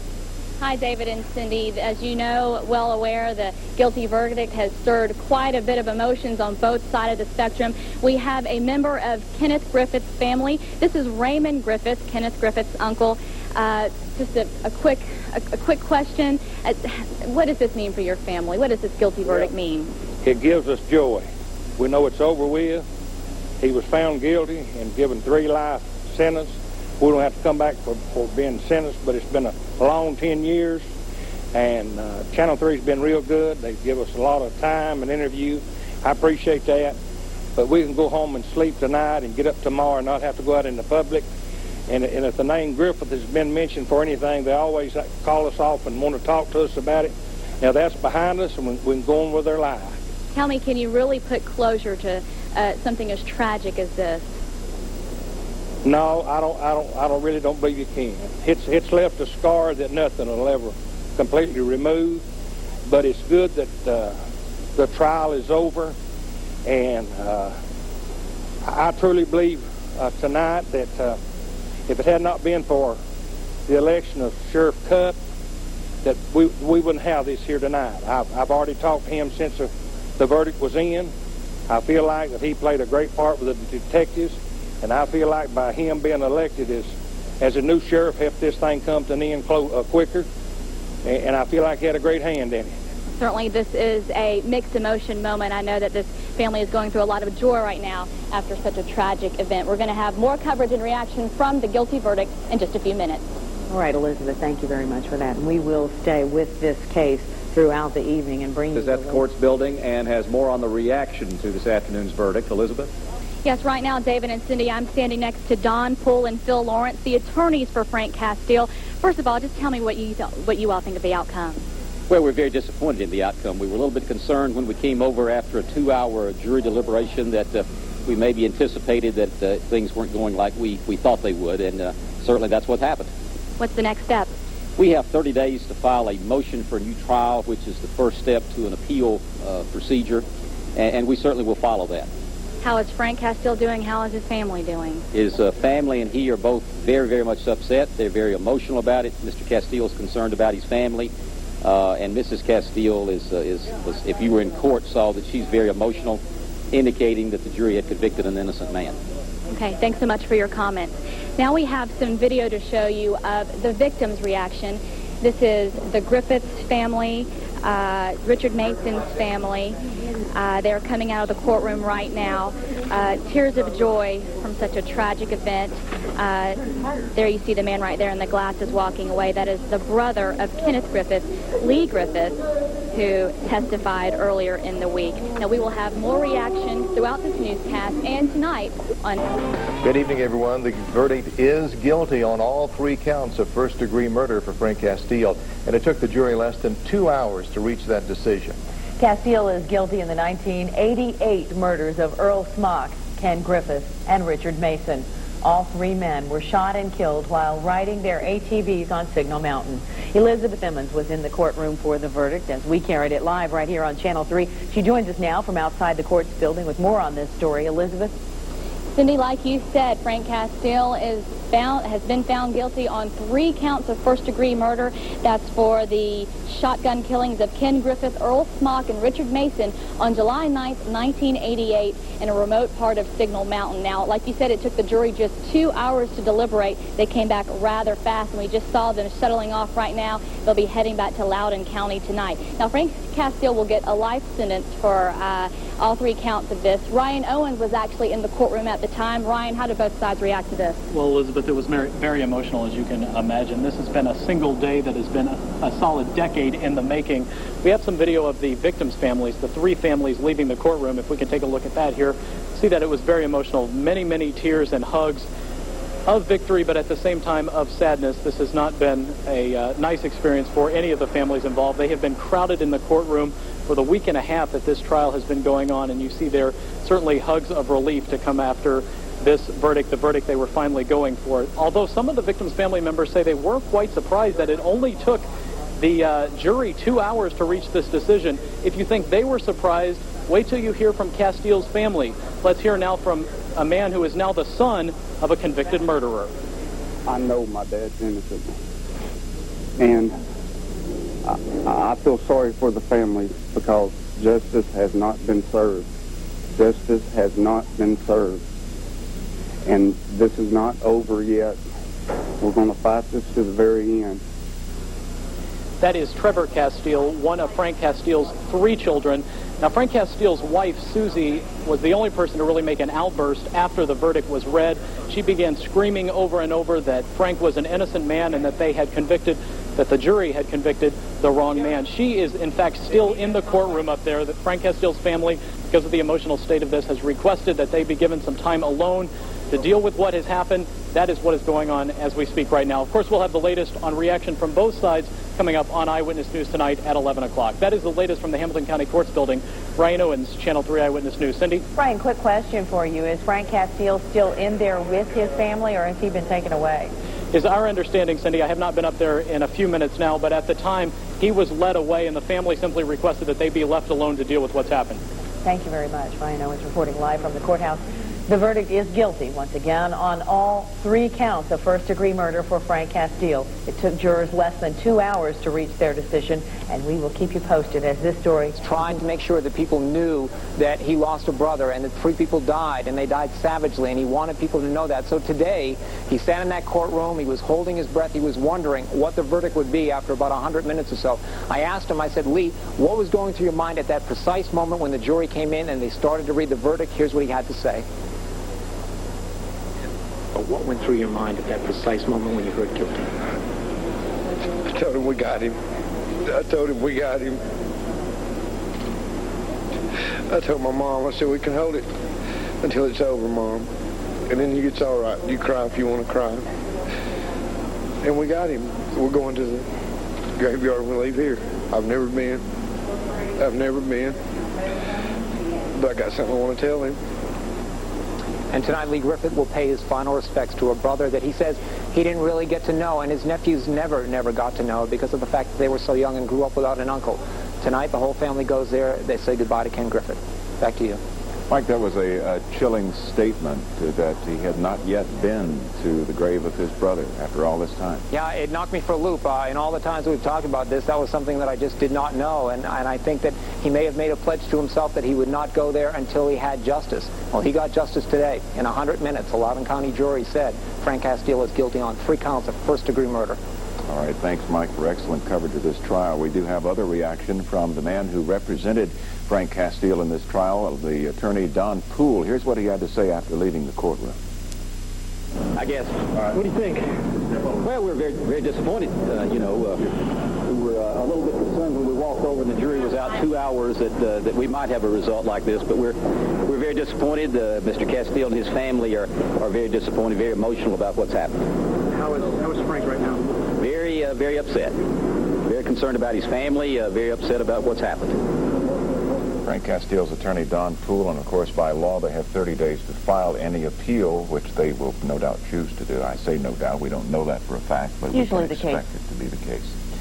Well, Neil says, by the way, during the 11 o'clock News Channel 9 at 11 tonight, we'll have further coverage of reaction to this trial, so we will continue the coverage. Ken Griffith and Richard Mason. And let's go live now to Elizabeth Emmons at the downtown courts building. And Elizabeth, is Castile back at the jail yet? Do you know? Yes, he is. He has just returned to the Hamilton County Jail, where he has been since his arrest a year ago, and where he'll be for quite a while. The victims' families leave the courtroom with tears of joy. Frank Castile's guilty verdict has been long in coming. Police did a real good job on this case. They worked on it for a long time and did a lot of things to break the case, and we're just real happy for the family. Defense attorney Don Poole was surprised the jury took less than 2 hours to deliberate. It really was a quick return. I assume that that they had been thinking about the trial for the last week, maybe, and before everything was over, but maybe they had somewhat made up their mind already. Frank Castile's youngest son, Trevor, says they've got the wrong man. He says his father is innocent. Justice has not been served. Justice has not been served. And this is not over yet. We're going to fight this to the very end.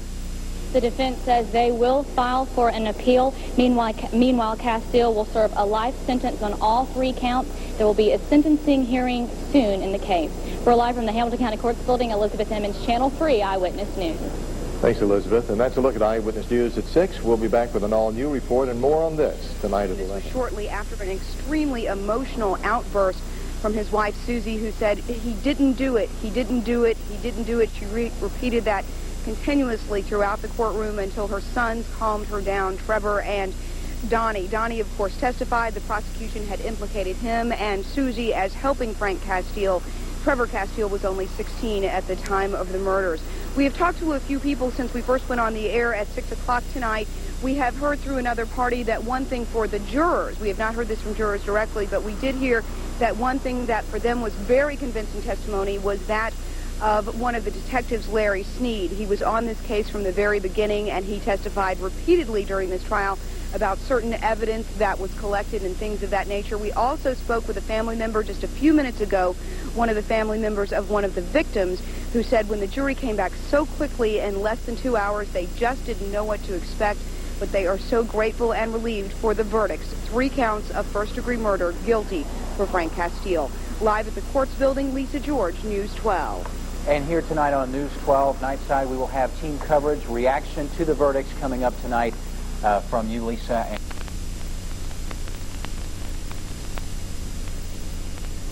Frank Castile guilty of all 3 murders.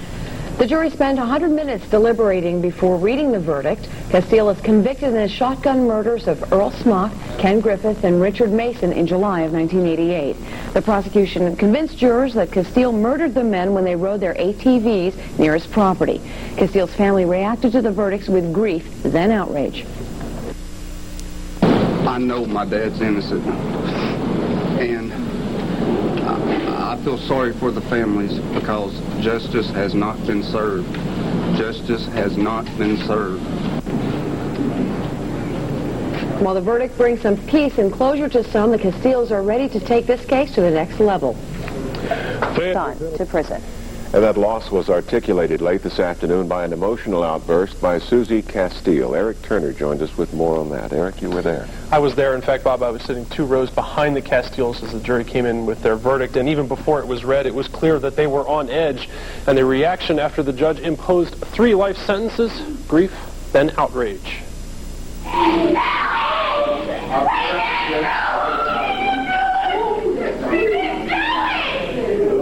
Susie Castile's outburst came as the jury was leaving the courtroom.